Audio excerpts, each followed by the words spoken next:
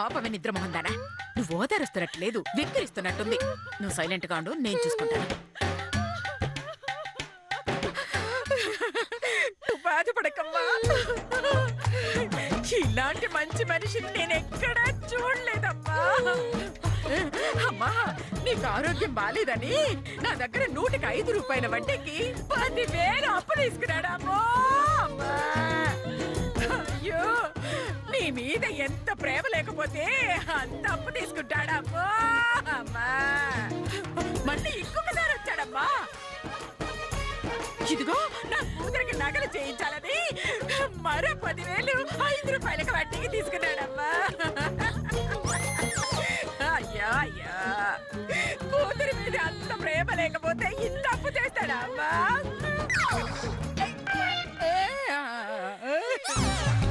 పాపం, చచ్చి ఏ లోకాన ఉన్నాడో మహానుభావుడు. అయ్యో, టైంకొచ్చి వడ్డీ కట్టేసేవాడమ్మా. నేను పోతే అప్పులన్నీ నా భార్య తీరుస్తుందనేవాడు. అలాంటి మంచి మనిషి ఇలా పోతాడని అమ్మో అమ్మా, నేను కళ్ళ కూడా అనుకోలేదు అమ్మా. ఏం తెలివే నీది, చచ్చినోళ్ళ మీద జాలి చూపిస్తున్నట్టు ఏడుస్తూ నీ అప్పులన్నీ వడ్డీతో సహా చెప్పేస్తున్నావా? నువ్వు మారవే.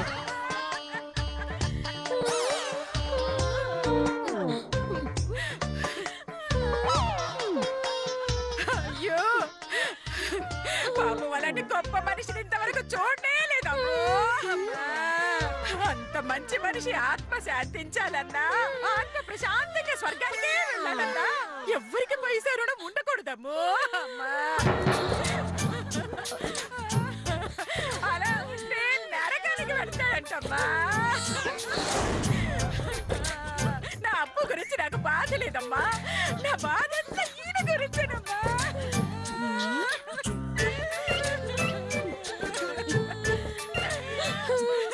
నాకు తెలుసు,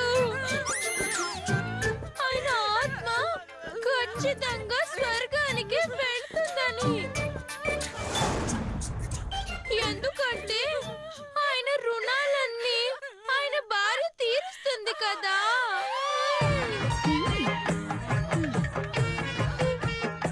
అప్పుడు ఆయన ఆత్మకు శాంతి చేకూరుతుంది, స్వర్గానికే వెళుతుంది. అయ్యయ్యో, నిజమైన తల్లి, ఆ మహానుభావుడి ఆత్మ క్షోభించకూడదంటే వెంటనే ఆయన చేసిన అప్పులన్నీ వడ్డీతో సహా తీర్చేయాలమ్మా. ఈమె కూడా ఆయన తగ్గ ఇల్లాలే కాబట్టి మెడలోని నగలిచ్చో, చేతుకున్న గాజులిచ్చో, వేలుకున్న ఉంగరం ఇచ్చో ఆయన అప్పు తీర్చి ఆత్మకు శాంతినిస్తుంది అమ్మో.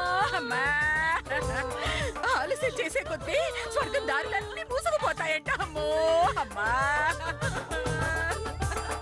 తొందరగా అప్పు తీర్చి ఆయన రుణం తీర్చుకోవి అమ్మో. అమ్మా,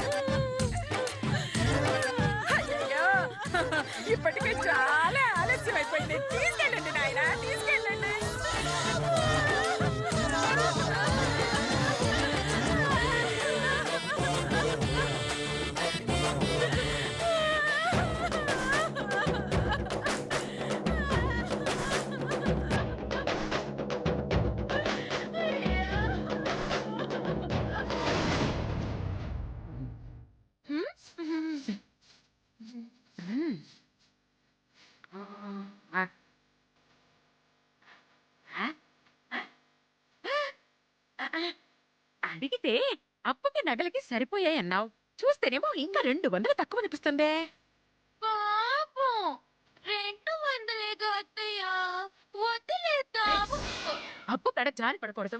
పని చేశాక కూలి వదలకూడదు. పద. అయ్యయ్యయ్యయ్యయ్యయ్యో. రా, రా, రా. ఏంటమ్మా? ఈ చిల్లరంతా విసిరేస్తారా? అవును. అయ్యయ్యో, అయితే ఆయన ఇంకా 200 బాకీ ఉన్నాడు. అవి తీసేసుకుంటాను. మిగతావి నీ ఇష్టం వచ్చినట్టు చెయ్యి. నువ్వు మోరవి.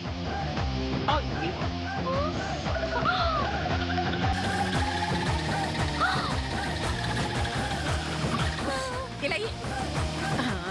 పట్టుకో. నువ్వురా. లేరా.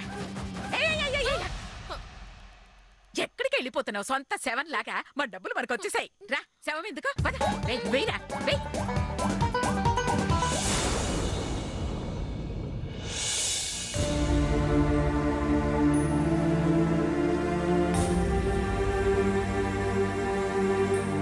అమ్మా తులసి, వస్తున్నాను నానా. త్వరగా రా అమ్మా. అయిపోవచ్చింది నానా, వస్తున్నా.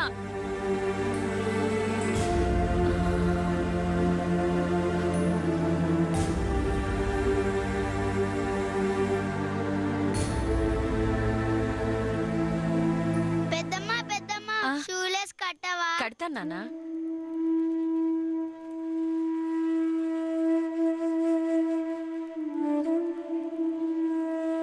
థ్యాంక్ యూ పెద్దమ్మా.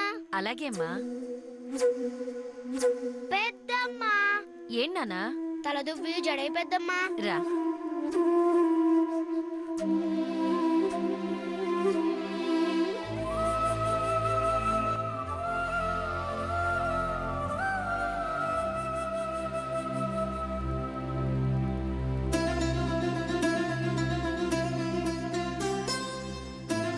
తిరుగు. అయిపోయింది. థ్యాంక్ యూ పెద్దమ్మా. వెళ్ళాడుకో. అక్క అక్క, నా కాలిగోళ్లు బాగా పెరిగిపోయాయి. కొంచెం కట్ చేస్తావా?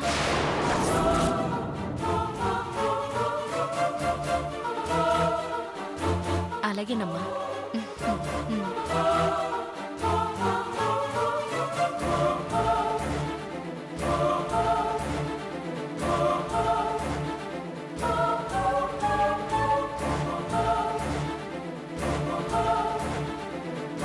కాలివమ్మా.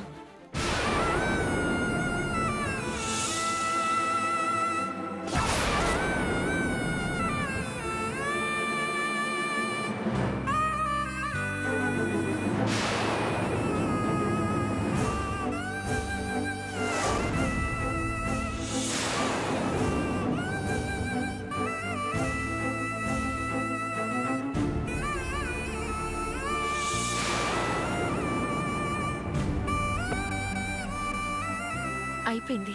సరేలే, నువ్వు తొందరగా ఇదంతా తుడుచుకుని వస్తే నా బట్టలన్నీ ఇస్తాను, ఇస్త్రీ చేద్దు గాని. నాన్నగారు పిలుస్తున్నారమ్మా. పెద్ద నాన్నగారు ఎక్కడికెళ్తారక్కా? ముందు పని కాని.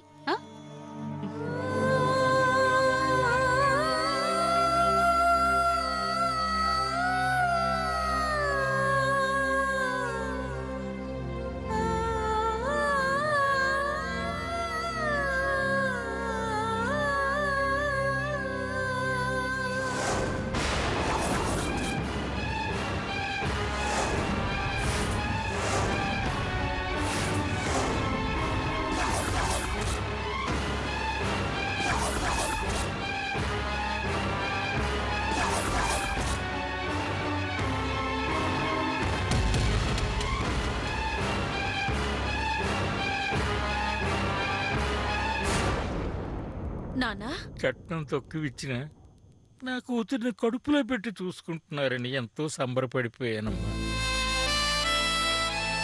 కానీ కట్నం తీసుకురాని కోడలు బ్రతికేమిటో, ఈ ఇంట్లో నీకున్న స్థానం ఏమిటో ఈవేళ కళ్ళారా చూశాను తల్లి. నువ్వెప్పుడూ ఇంతే నానా. నీ కూతురు చిన్న పని చేసినా తట్టుకోలేవు. అయినా ఇల్లన్నాక మనుషులుంటారు, మనుషులున్నాక పనులుంటాయి, పనులున్నాక చిన్న పెద్ద తేడా లేకుండా అందరం కలిసి చేసుకోవాలి. దానికే నీ కూతురు కష్టపడిపోతుంది అని నువ్విలా బాధపడితే ఎలా నాన్నా? కలిసి పనిచేయడం అంటే కాళ్ళు పట్టించుకోవడం ఆ తల్లి.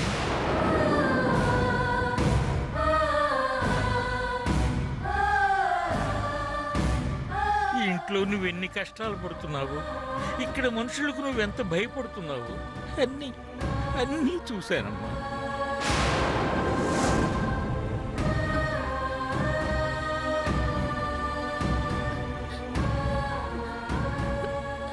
నానా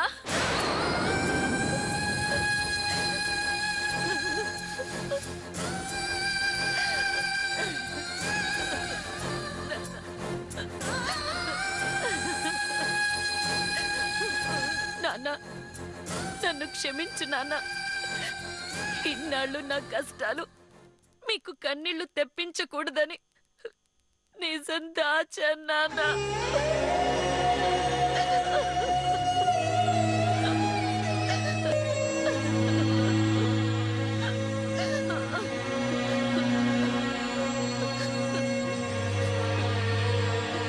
అయినా తప్పు వాళ్ళది కాదు నాన్న. మనని పేదవాళ్ళుగా పుట్టించిన ఆ భగవంతుడిది. ఎంత కష్టపడ్డా కలిసి రాని కాలానిది. పేదవాళ్ళని చులకనగా చూసేవాళ్ళది. అందుకే వాళ్ళు అనేవాళ్ళు, మనం పడేవాళ్ళం. నాన్న, ఈ విషయాలేవి అమ్మకు చెప్పొద్దు నాన్న. అమ్మ తట్టుకోలేదు. పిచ్చి తల్లి, సంతోషంగా చెప్పుకోవడానికి నువ్వేమైనా సుఖాలు అనుభవిస్తున్నావా? ఇక్కడ నా అసమర్థత వల్ల అష్ట కష్టాలు పడుతున్నావు. ఈ నిజాలన్నీ తెలిసినా తట్టుకోవడానికి మీ అమ్మ గుండె మీ నాన్న గుండెంత గట్టిది కాదమ్మా. అందుకే ఈ నిజాలన్నీ నాలోనే సమాధి చేసి అబద్ధంతో మీ అమ్మను ఆనంద పెడతాను. వెళ్ళొస్తానమ్మా. నానా, భోంచేసి వెళ్ళన్నానా? నీ కష్టాలు కన్నీళ్లతోనే కడుపు నిండిపోయిందమ్మా. మళ్ళీ వచ్చినప్పుడు తింటాలి. కష్టాలతో నిన్నెలాగూ సంతోష పెట్టలేకపోయాను. కనీసం నీకు కడుపు నిండా అన్నం పెట్టే అదృష్టాన్నైనా నీ కూతురికి ఇవ్వు నాన్న.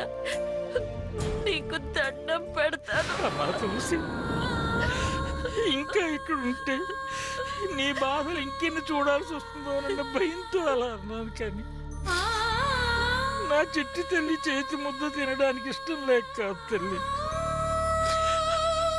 పదమ్మా. రండనా.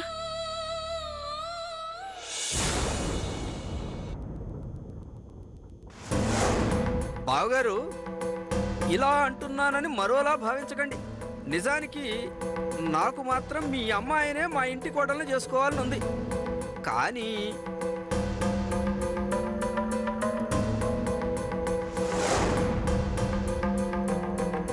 ఏమైంది బావగారు? మా ఆవిడ ఒప్పుకోవడం లేదు బావగారు.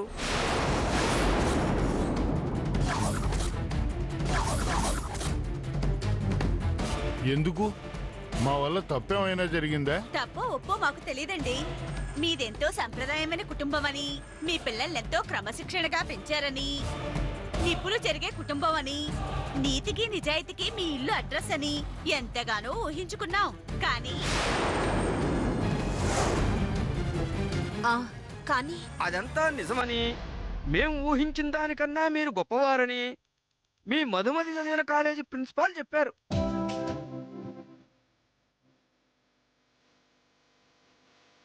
ఆయన స్వయాన నాకు మేనమామ. అన్నయ్య గారి గురించి చెప్పగానే ఆ ఇంటి ఆడపిల్ల మీ ఇంటి కోడలైతే అంతకంటే అదృష్టం మరొకటి లేదు. పైసా కట్నం ఇవ్వకపోయినా పెళ్లి చేసుకోండి అని మరీ మరీ చెప్పి పంపించారు.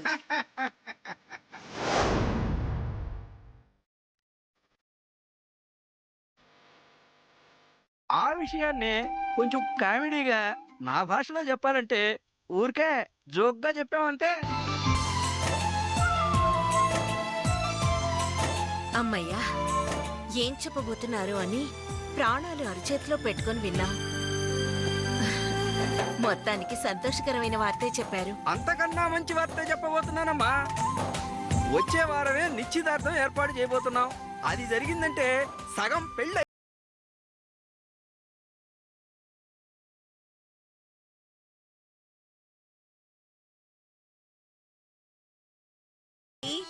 మా అన్నయ్య గారిని అంత తక్కువ అంచనా వేస్తారని అస్సలు అనుకోలేదు. ఏమిటే నువ్వు అనేది? మరి మా అన్నయ్య మీలాగా కక్కుర్తి మనిషి అనుకుంటున్నారా? ఉన్నది 2 ఆడపిల్లలు. ఆయన సంపాదించిందంతా వారికేగా. అవును, అయితే మీ మట్టి బుర్రకి ప్రతిదీ వివరంగా చెప్పాలి. అన్నయ్య గారు, మనమేంటో మన తాహతేంటో ఈయనకి గట్టిగా అర్థమయ్యేలా ఒక మాట చెప్పండి. చెప్పమను. మేమేమన్నా కాదన్నావా ఏమిటి? చూస్తారేంటి అన్నయ్య గారు? ఈయన చాలు మహాప్రభువు అనేంత కట్నం ఈయన మొహాలు కొడతానని చెప్పండి.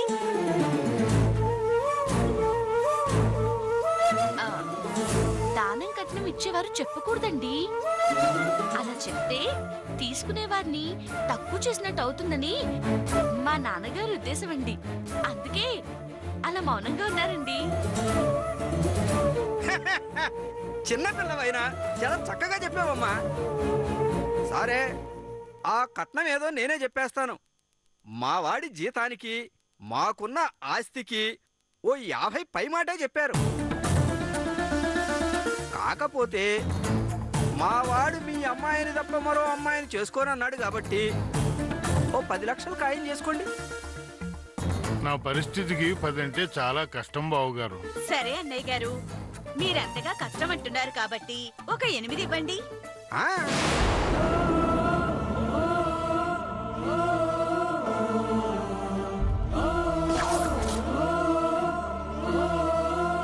సరే, ఆఖరికి 7కి ఒప్పుకుంటున్నాను. మరో మాట లేకుండా ఖాయం చేసేయండి. ఇంతకంటే తక్కువంటే కష్టం అన్నయ్య గారు. ఆయన పెళ్లి చూపుల్లోనే 20,000 చీర పెట్టారు. ఆ మాత్రం కట్నం ఇవ్వలేరా? చెప్పండి. పిసినారితనం కాకపోతేను.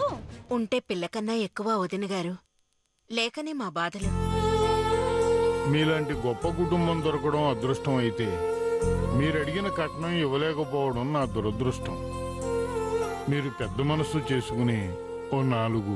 అన్నన్నన్నా, ఆ 4 లక్షలు ఇవ్వకపోతే మాత్రం ఏడు బాబు గారు, మీ మంచితనం ముందు డబ్బో లెక్కటండి. కాకపోతే కృష్ణశాస్త్రి కొడుక్కి ముష్టి 4 అంటే 4 లక్షల కట్నం ఇచ్చారంట అని రేపు నలుగురు నానా రకాలుగా అనుకుంటారు కదండి. మావాడికి మంచిది కాదు, రేపు మా ఇంటికి రాబోయే మీ అమ్మాయికి మంచిది కాదు. అందుకోసం 7 అన్నాను గాని డబ్బు మీద ఆశతో కాదండి. అది నిజమే, కానీ నేనంత ఇవ్వలేను బావగారు. ఇవ్వలేమని ఆయన అంత గట్టిగా చెప్పాక ఇంకా ఇక్కడెందుకు? పదండి.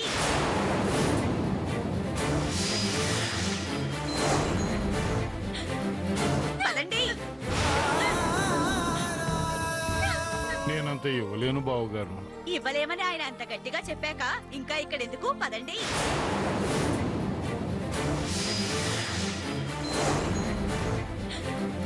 పదండి.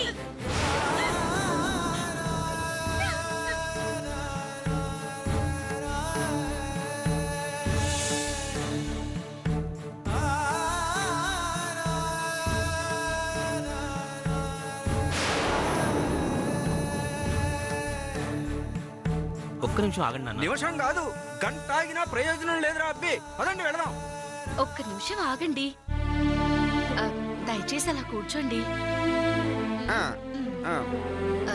నాన్నగారు, ఒక్క నిమిషం.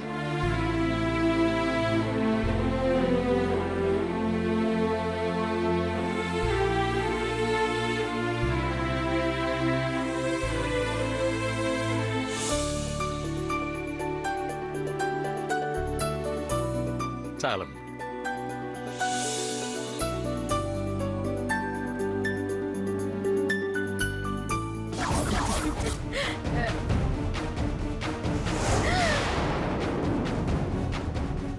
చిచ్చి,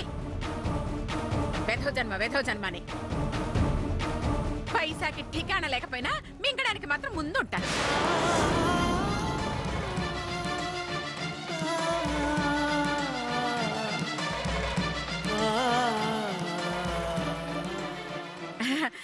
మీరాగారేంటి అన్నయ్య? కూతురు దగ్గరుండి వడ్డిస్తోందిగా, కడుపు నిండా తిని వెళ్ళండి. చూస్తామేంటి తులసి, మీ నాన్నకి అక్కడ అన్నం కూరలు ఉంటాయో లేదో పాపం కరువు తీరేలా పెట్టి పంపించు. కొంతమంది ఉంటారే శిరీష, సిగ్గు ఎగ్గు లేకుండా పక్కవాడి సొమ్ము కనపట్టవే పాపం పొట్ట చెక్కలో ఎలా కుమ్మేస్తారు.